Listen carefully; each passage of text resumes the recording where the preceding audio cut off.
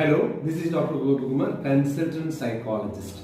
ഇന്ന് പറയാൻ പോകുന്ന വിഷയം ഫാമിലി കൗൺസിലിംഗിന്റെ പ്രാധാന്യമാണ്.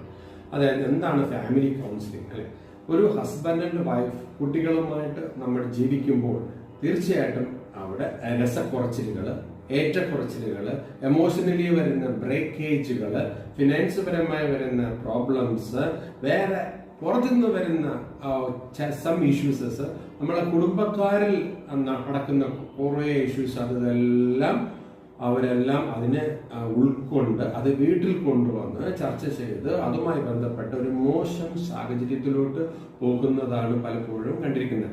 ചിലപ്പോൾ ഹസ്ബൻഡ് ആൻഡ് വൈഫ് തമ്മിൽ വലിയ പ്രശ്നങ്ങൾ ഉണ്ടായിരിക്കില്ല. അപ്പോൾ പുറത്തു നിന്ന് കിട്ടുന്ന ചില ഇഷ്യൂസ് ആയിരിക്കും അവർക്കൊരു വലിയ പ്രശ്നത്തിലുണ്ടാകുന്നത്.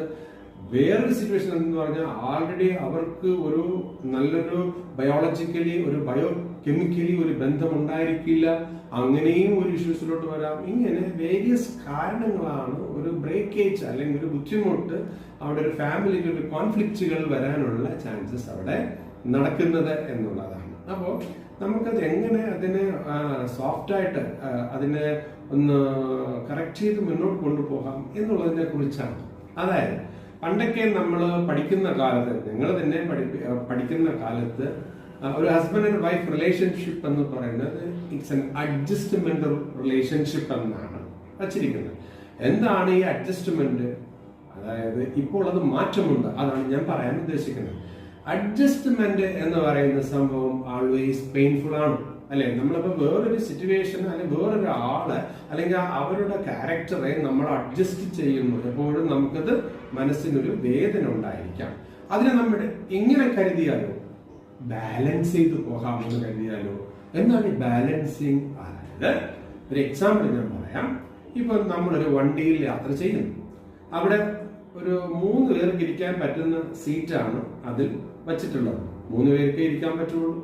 അപ്പൊ പെട്ടെന്ന് ഒരു സിറ്റുവേഷൻ വന്നപ്പോൾ ഒരു സ്റ്റോപ്പില് വേറൊരു പ്രായമായ ഒരു ആള് കയറുന്നു എന്ന് വെക്കുക. ഒരു അമ്മച്ചി കയറുന്നു. അപ്പൊ അമ്മച്ചിക്ക് ഇങ്ങനെ കയറുമ്പോഴത്തേക്കും അമ്മച്ചിക്ക് ഇരിക്കാൻ സ്ഥലം കിട്ടുന്നില്ല.